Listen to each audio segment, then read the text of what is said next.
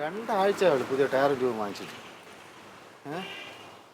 ഇന്നലെ കൊണ്ടുവയ്ക്കുമ്പോൾ ഒരു കുഴപ്പമില്ലായിരുന്നു. അവൻ വല്ലതും ചെയ്തതാ?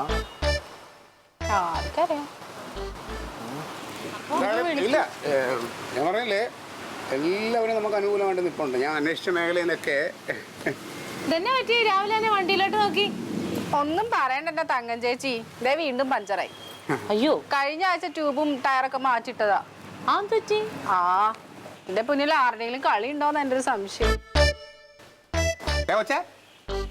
നീ ഇപ്പൊ പറഞ്ഞത് എനിക്ക് മനസ്സിലായി ആരെ ഉദ്ദേശിച്ചാണെന്നുള്ളത്. ഇതിന്റെ പിന്നിൽ എന്റെ കൈകളാണെന്നാണല്ലോ നീ പറഞ്ഞു വരണേ അല്ലേ? നിന്റെ വെറും കൈയല്ലടാ, നിന്റെ കറുത്ത കരങ്ങളാണോ എന്ന് എനിക്ക് നല്ല സംശയമുണ്ട്. അമ്പളിക്കുട്ടാ, എനിക്ക് നിന്നോട് എന്തെങ്കിലും ചെയ്യാനോ പറയാനോ ഉണ്ടെങ്കിൽ ഞാൻ നേരിട്ട് മുഖത്ത് നോക്കി പറയും. അത് ഞാൻ നേരിട്ട് ഒന്ന് ചെയ്യും. അല്ലാതെ എനിക്ക് ഒളിയും പറയാൻ ആവശ്യമൊന്നുമില്ല കേട്ടാ. അതെനിക്കറിയാം നീയൊക്കെ ചെയ്യുമെന്നുള്ളത്. എവിടെ പോണ വെള്ളയായിട്ട് ആരെ വെളുപ്പിക്കാൻ രാവിലെ? പോലീസ് സേന എന്ന് കേട്ടിട്ടുണ്ടോ? ആ പോലീസ് സേനയെ ഒന്ന് വെളുപ്പിക്കാൻ പോയി ഞാൻ അടിമുടി. പോലീസ് സേനനെ വിളിപ്പിക്കാനോ? പോലീസ് ആനയല്ലേ ചേന. പോലീസ് ഡിപ്പാർട്ട്മെന്റ് എന്ന് കേട്ടിട്ടുണ്ടോ? എവിടെ? അത് പത്രമൊന്നും വായിക്കാറില്ല. പത്രത്തിൽ വല്ലതും കണ്ടോ?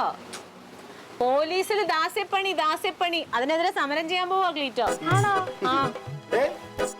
അതിന് നീ അവിടെ പോയി എന്തോന്ന് കാണിക്കാൻ പോണത്? ഞാൻ എന്ത് കാണിക്കാൻ പോണെന്ന് നിനക്ക് വഴിയെ കാണാം. എടാ, ഒന്നുമില്ലെങ്കിൽ എന്റെ കുടുംബത്തിലുണ്ട് ഒരു പോലീസുകാരൻ. ഈ മേലുദ്യോഗസ്ഥർ കാണിക്കുന്നത് മര്യാദയാണ്.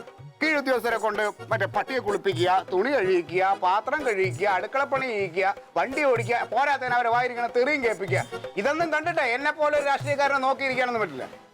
എന്റെ പൊന്നളിയ, ഇത് കാലാകാലങ്ങളിൽ നടന്നു വരുന്ന കാര്യങ്ങളാണ്. അതിപ്പോ വന്നതല്ല. അത് മനസ്സിലാക്ക്. അതൊക്കെ ശരി തന്നെ. പക്ഷേ ഇതൊക്കെ എന്റെ ചെവിയിലെത്തിയത് ഇപ്പോഴാണ്. ഇതും കേട്ടിട്ട് വെറുതെ ഇരിക്കാൻ ക്ലീറ്റസിന് പറ്റൂല. നിങ്ങൾക്ക് പറ്റുമായിരിക്കും, നിങ്ങളുടെ പാർട്ടിക്കാരുടെ രീതി അങ്ങനെയാണല്ലോ. അതിന് സമരം ചെയ്യാൻ പോവാണ്. അതിനെതിരെ ശക്തമായിട്ട് സമരമായിട്ട് ഞാൻ ഇറങ്ങിയിരിക്കുകയാണ്. ആർക്കെതിരെയാണ് സമരം ചെയ്യുന്നു എന്നുള്ളത് അറിയാമോ? കേരള പോലീസിനെതിരെയാണ്. അടിച്ചമാരെ എല്ലൊടിക്കും. ഈ കേരള പോലീസിലെ വെറും 10% വരുന്ന മേലുദ്യോഗസ്ഥർക്കെതിരെയാണ് ഞാൻ സമരം ചെയ്യാൻ പോണത്. ബാക്കിയുള്ള 90% കീഴുദ്യോഗസ്ഥരും എന്റെ കൂടെ ഉണ്ട്. അതുകൊണ്ട് ഈ സമരം വിജയിക്കുക അത് തന്നെ ധാരാളമാണ്. എന്റെ പൊന്നളിയ, ഇതൊക്കെ കേൾക്കാൻ നല്ല രസമുണ്ട്. പ്രാവർത്തികമാക്കണം. കാണിച്ചു തരാം. ഒരു കാര്യം ചെയ്യ്, പെട്ടെന്ന് റെഡിയായി എന്റെ കൂടെ വന്നാൽ സെക്രട്ടറി കടയിൽ വാ, ലൈവായിട്ട് കാണാം. എനിക്ക് പോലീസിന്റെ അടി കൊള്ളാൻ വലിയ താല്പര്യമൊന്നുമില്ല. വേണ്ട, നീ വരണ്ടേ. നീ വീട്ടിൽ TV ഇരുന്ന് ലൈവ് കാണാം. ഞാൻ ഇവിടെ നിന്ന് കണ്ടോളാം. എന്തായാലും അളിയാ, അഭിനന്ദനങ്ങൾ. പോയിട്ട് വാ. നല്ല പൊതുപ്രവർത്തകൻ. രാഷ്ട്രീയത്തിലോട്ട് ഇപ്പൊ അങ്ങോട്ട് ഇറങ്ങി തുടങ്ങിയല്ലേ ഉള്ളൂ. പിച്ച വെച്ച് വരണല്ലേ ഉള്ളൂ. നീ ഒരുപാട് കാര്യങ്ങൾ എന്നെ നിന്ന് മനസ്സിലാക്കാനുണ്ട് കേട്ടാ. നിന്നെ ഒരിക്കലും എനിക്ക് ഒന്നും പഠിക്കണ്ട. ഞാൻ വേറെ നല്ല രാഷ്ട്രീയക്കാരുണ്ട്, അവരെന്ന് പഠിച്ചോളാം. കൂടാ ഇപ്പം തട്ടിക്കൂട്ടും. ഒരു കാര്യം കൂടെ ബാക്കിയുണ്ട്.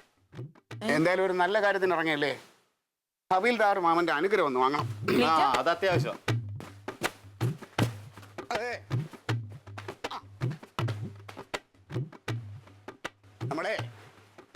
നമ്മൾ സമരം ചെയ്യാൻ പോകുന്നത് പോലീസ് മേധാവികൾക്കെതിരെയാണല്ലോ. ഒരു പട്ടാളക്കാരന്റെ അനുഗ്രഹം എന്തുകൊണ്ടും നല്ലത്. അത് അത്യാവശ്യം. ഹബീൽദാർ മാമ അനുഗ്രഹിക്കും.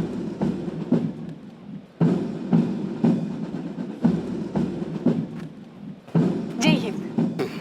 അഭിവാദ്യങ്ങൾ. Thank you. പോയിട്ട് വാളിയാ. ഓക്കെ, അവിടെ നിന്ന് കാണാം. ആയിക്കോട്ടെ.